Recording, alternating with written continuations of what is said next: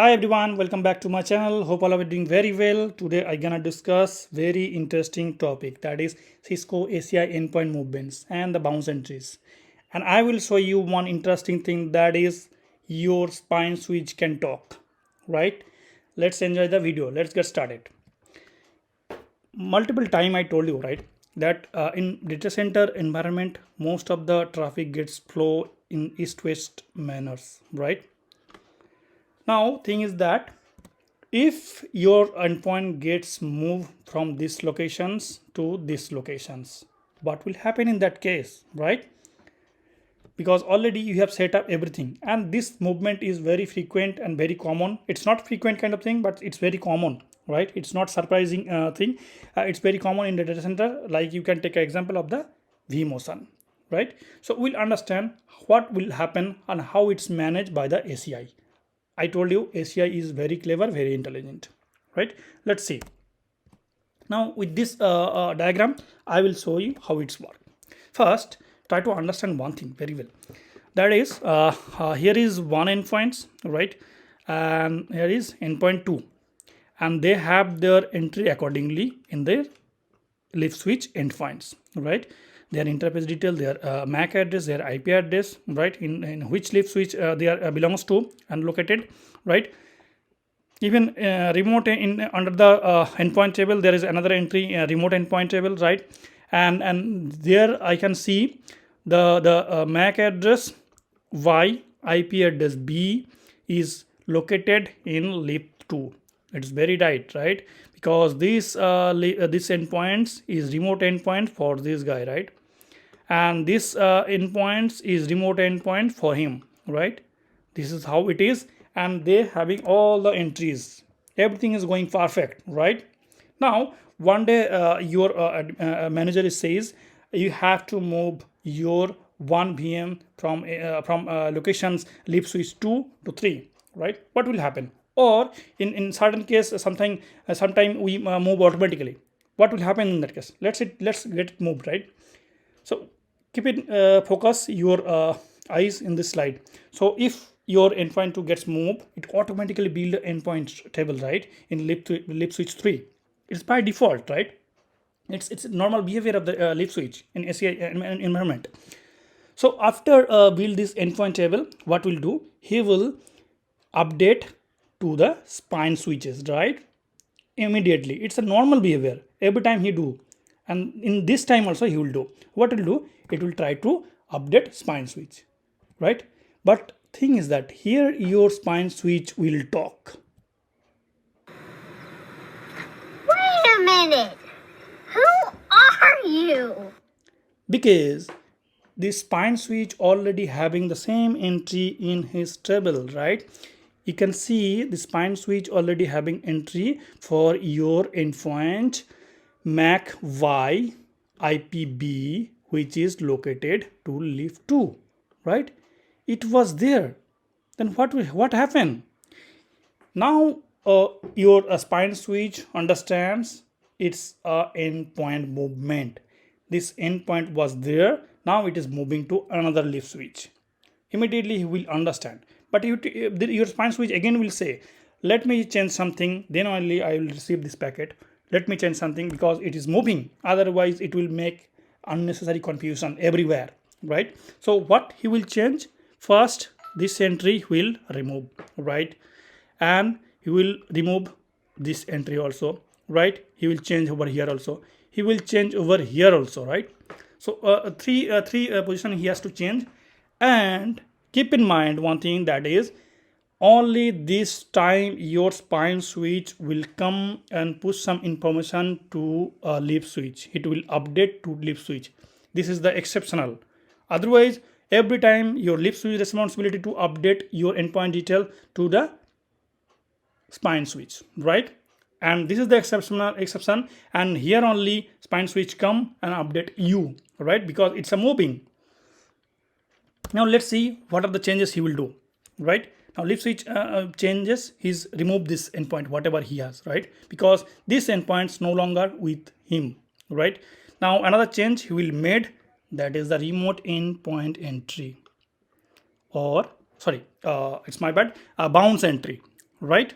Here the tricky thing, here one entry he will make, that is leave your y MAC address and the IP address B is located to leave 3, and this will be as a bounce entry, right? And this will be done by your spine switch, right?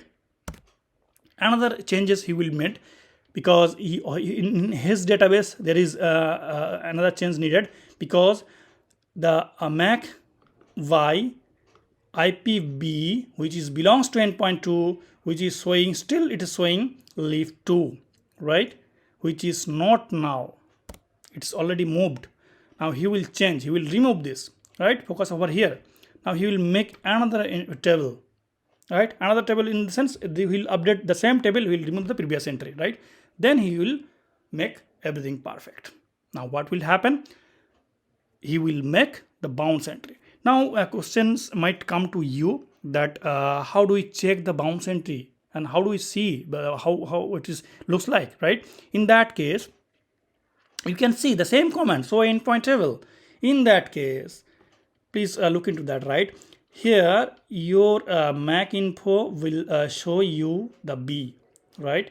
It's a bounce, it's a bounce entry, right? If it is local it will show L, and once it is gets bounce entry made by the spine switch, then only this kind of changes will made in the endpoint table where your endpoint 2 was earlier, right? Hope it is very much clear to you, right?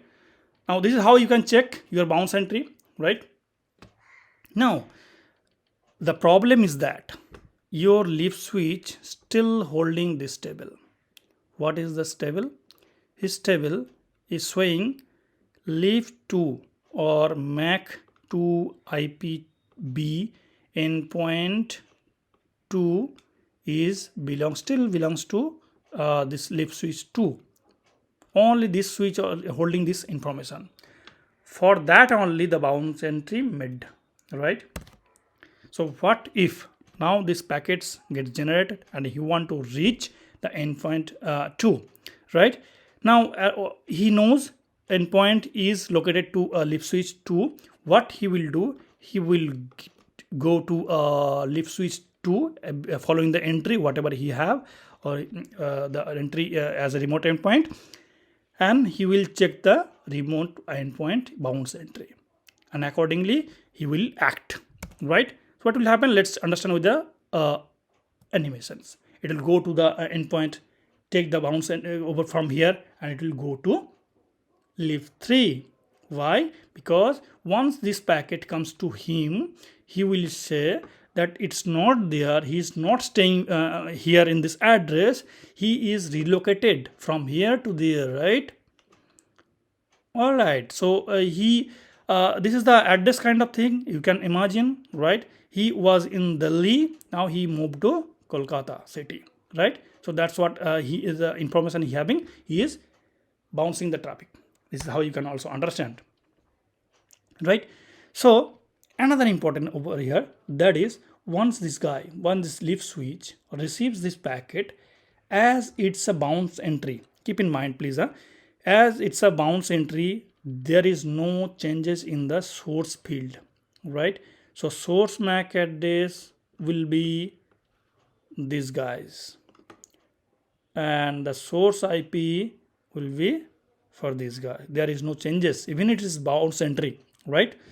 So in that case he will receive the packet, right? But he understand from where it's come, right? Who is the source?